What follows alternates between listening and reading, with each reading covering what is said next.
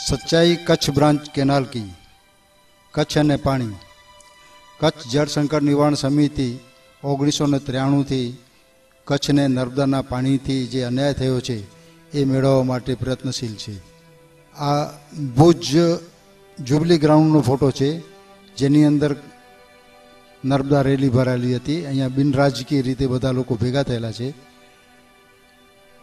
Kutch branch કેનાલમાં ભાભર પાસે મોટું ગાબડું આપણે છાપામાં જોઈએ છે તો જે સમાચારો આવે છે એમાં પહેલો બ્રાન્ચ કેનાલ ક્યાં તૂટી છે એ જ જોવામાં આવે છે।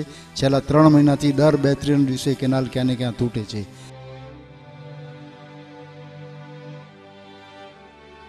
આ કચ્છ બ્રાન્ચ કેનાલનો ચોબારી વિભાગ છે અને આપણે આ ચોબારીની કેનાલ જોઈ રહ્યા છીએ। જે ચોબારીના જે ભાઈઓ આપણને બતાડી રહ્યા છે, જે ડેમોન્સ્ટ્રેશન આપી રહ્યા છે, એ કામ કેટલું કાચું છે એ પ્રત્યક્ષ દેખાય છે। આ મોટું ગાબડું છે કેનાલની આરપાર અને એ જે આરપાર છે એ આઉટસાઇડથી પાણી અંદર આવે છે એનો છે।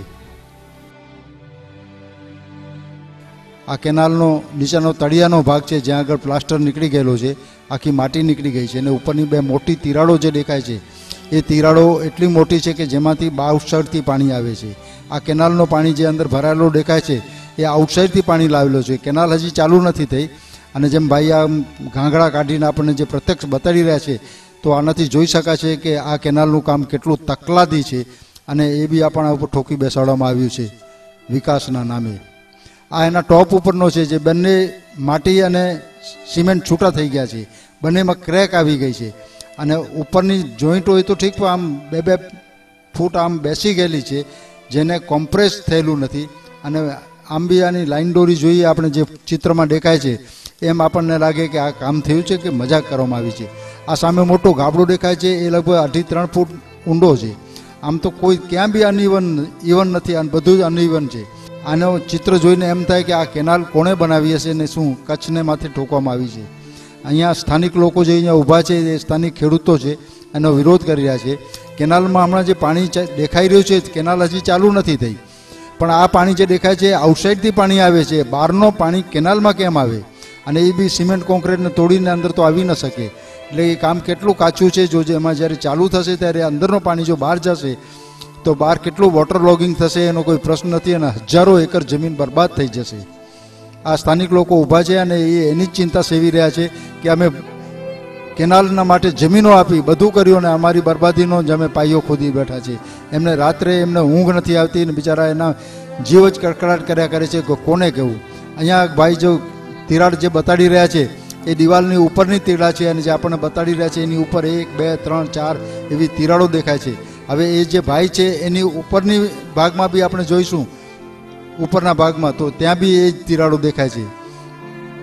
વાગડની કેનાલનું કામ નબળું, તંત્રનો એકરાર, આખરે એમને તંત્રનો એકરાર તો કરવો પડ્યો છે અને એ એકરાર એટલા માટે કરે છે એટલે કંઈ સુધારો નથી થઈ જવાનો। આ તો કચ્છની ગુજરાતની જીવાદોરી છે। ગુજરાત આને જીવાદોરી કહે છે, પણ કચ્છ માટે તો આ સંજીવની યોજના છે। આ તળિયામાં આપણે જોઈએ છીએ તો નકરા કાંકરા દેખાય છે અને આ તિરાડો આપણી કેનાલની સાઈડમાં દેખાય છે। ઉપર જે વ્હાઇટ સોલો દેખાય છે એ બધું સોલ્ટી વોટરના હિસાબે બધું છે અને આખું સોલ્ટી છે જે આખા જમીનને પાણીને ખારું કરી નાખશે, પાણી ખારું થઈ જશે, જમીન ખરાબ થઈ જશે। સેમ આ જ કેનાલને આપણે આગળ ચાલીએ। આ જે શૂટિંગ છે લગભગ 4 થી 6 કિલોમીટરમાં કાઢેલી છે અને એ આ જ પોઝિશન ચાલી હતી આવે છે। આ જ્યારે આપણે જોઈએ છીએ ત્યારે એમ થાય છે કે કોઈ સિમેન્ટ કોન્ક્રીટનું કામ છે કે માટીનું કામ છે? માટીનું કામ આનાથી મજબૂત થાય। જે હાલતમાં આ સિમેન્ટ કોન્ક્રીટનું કામ જોઈ રહ્યા છીએ એ રીતે એમણે નથી, એમણે મિક્સરમાં ફેરવ્યો માલ બરાબર નથી, સિમેન્ટ ફેરવી એની અંદર એમાં જ ફેરીને નાખી દીધું છે ઉપરથી વ્હાઇટ કરવા માટે। આપણે ચિત્રમાં જોઈએ છીએ એમાં આપણે કાંકરા દેખાઈ આવે છે, પથરા દેખાઈ આવે છે। કેન્દ્ર જે બીજી નદીઓને જોડવાનો છે અને એ જોડીને જે નર્મદાના અને બીજી નદીઓના પાણી જે કચ્છમાં આવવાના છે આ કેનાલ મારફત જ આવે.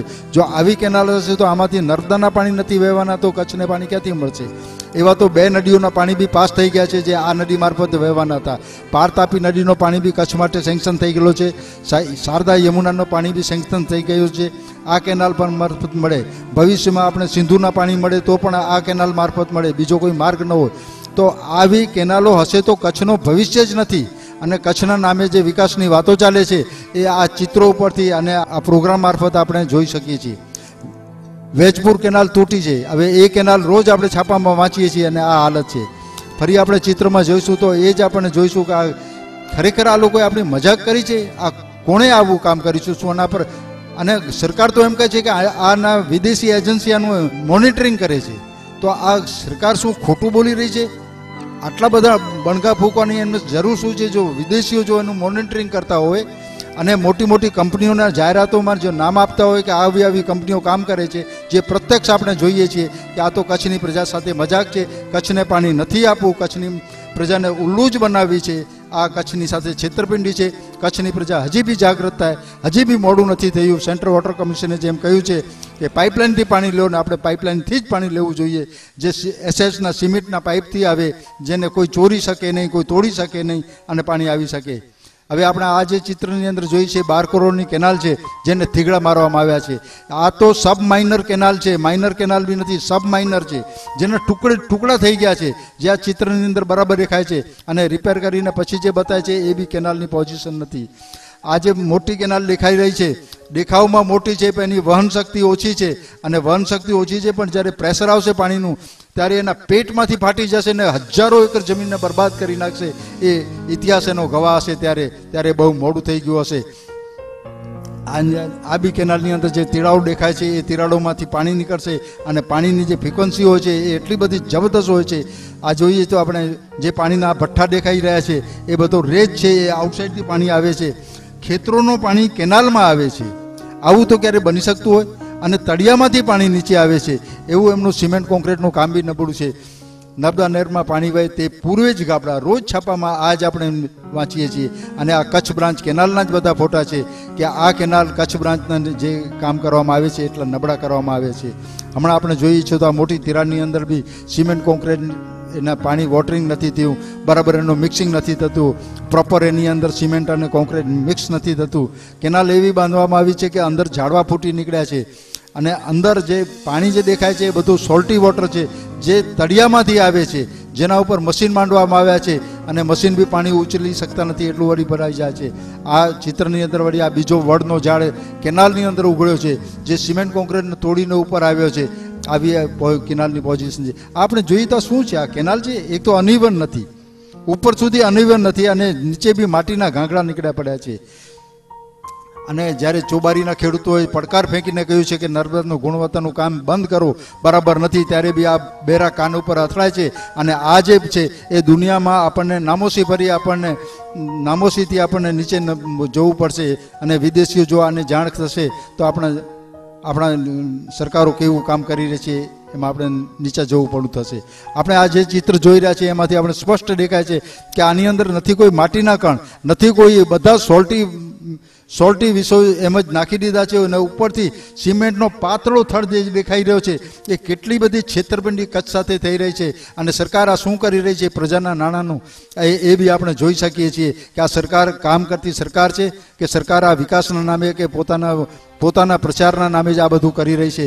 આ સ્પષ્ટ જોઈએ છે. આ ભાઈ જે આપણને બતાડી રહ્યા છે જાણે ગોળ પાપડી એમાંથી કાઢતા હોય એ રીતે આપણે ગાંગડા કાઢી બતાડે છે. આ સિમેન્ટ કોન્ક્રીટનું કામ છે. આ સિમેન્ટ કોન્ક્રીટના કામથી આ કામની ગુણવત્તાનો તમને બધાને ખ્યાલ આવતો હશે કે ખરેખર આ કચ્છ બ્રાન્ચ કેનાલ એ કચ્છ બ્રાન્ચનું જીવાદોરી નહીં પણ આપણી આ મરણની દોરી આ થશે. અને આપણા બધા જ પૈસા બરબાદ થઈ જશે. અને કચ્છને વિકાસના નામે કે કચ્છના વાલના નામે, જે નર્મદા નામે જે બતાડવામાં આવ્યા છે આંબા આંબલી, એ એવું નથી.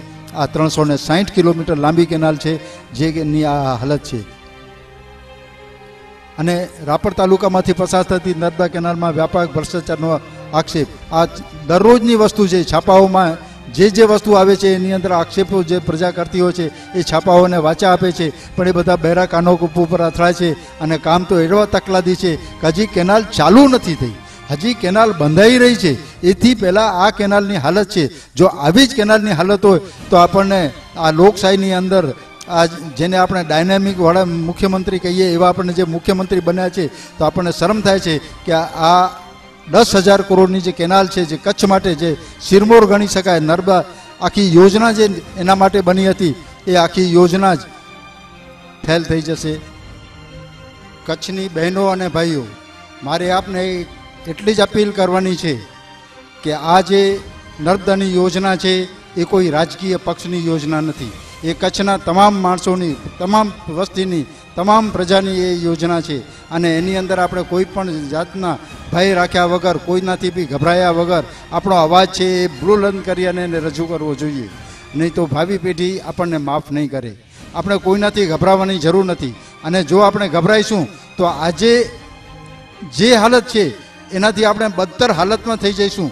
આજે જે રાજકીય રીતે જે લોકો બધા ગભરાઈ રહ્યા છે, દરેક વર્ગના લોકો ગભરાઈ રહ્યા છે, દરેક પક્ષના રાજકીય પુરુષો પણ ગભરાઈ રહ્યા છે. આ ગભરાટ કાઢી નાખો અને કચ્છના માટે સંગઠિત થઈ અને બધા ભેગા થઈ અને આપણે કચ્છ માટે આ લડત છે અને આપણે નર્મદાનો ન્યાયનો આપણો જે પાસો છે એને મજબૂત કરીએ અને એ મેળ્યા વગર આપણે જંપીએ નહીં, એની પ્રણ લો. એ જ મારી આપના અપીલ છે.